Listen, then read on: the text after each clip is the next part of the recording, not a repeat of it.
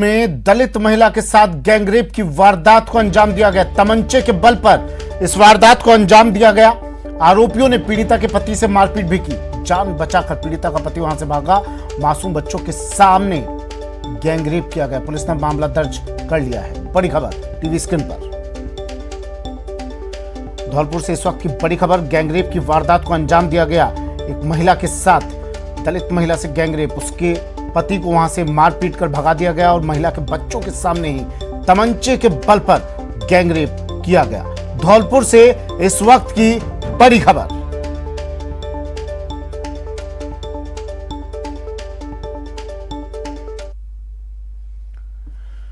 Cabinet मंत्री प्रताप सिंह खाचरियावास ने BJP पर हमला बोला है। राजनीतिक दलों को खाचरियावास ने नसीहत दी है। कहा उन्होंने कि सियासी दलों को तोलमोल कर बयान देना चाहिए।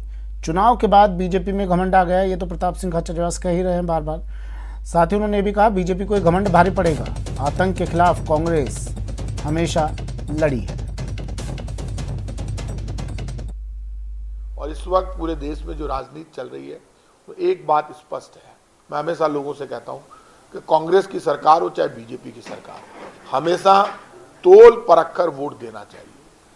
5 राज्यों के चुनाव हुए, कांग्रेस पार्टी की हार हुई, भारतीय जनता पार्टी जीत गई। लेकिन जीतने के बाद जो घमंड की भाषा भारतीय जनता पार्टी बोल रही है वो लोकतंत्र का भी अपमान है और वो बीजेपी के लिए भी ठीक नहीं है। यदि बीजेपी जीती तो उसे विनम्रता से ये स्वीकार करना चाहिए था देश के सामने कि चुनाव से पहले जो उन्होंने वादे किए थे, 2 करोड़ लोगों को रोजगार देंगे, 15 लाख हर खाते में जमा करा देंगे, अच्छे दिन लेकर आएंगे, अब और नहीं पेट्रोल डीजल की मार, अब की बार मोदी सरकार, गैस सिलेंडर सस्ता हो जाएगा, वो वादे तो उन्होंने पूरे नहीं किए। इसके बावजूद वो जीत गए तो उनको माफी मांगनी चाहिए थी देश से और देश के नाम एक संदेश देना चाहिए था कि हमने वादे पूरे नहीं किए तो भी आपने हमको मौका दिया, एक बार फिर जिताया है।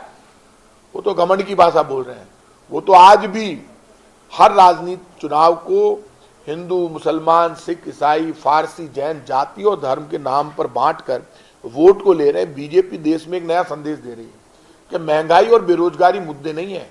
इस देश में रोटी रोजगार, भूख, गरीबी, बेरोजगारी, महंगाई ये हमेशा मुद्दे थे, मुद्दे रहेंगे। आप इन मुद्दों से यदि जनता का ध्यान हटाने की कोशिश करोगे, रिवोल्ट होगा और वो रिवोल्ट इस बीजेपी के घमंड पर भारी पड़ेगा। आज भी भारतीय जनता पार्टी का आश्चर्य मुझे कि बीजेपी इतनी कमजोर हो गई। एक पिक्चर आती है, उस पिक्चर की आड़ में खड़े होकर अपनी सफलता ढूंढती है। इतने बुरे दिन आ गए बीजेपी के। खुलकर क्यों नहीं कहती बीजेपी के 90 में उनकी सरकार थी? 90 में किसकी सरकार थी? भारतीय जनता पार्टी की सरकार थी।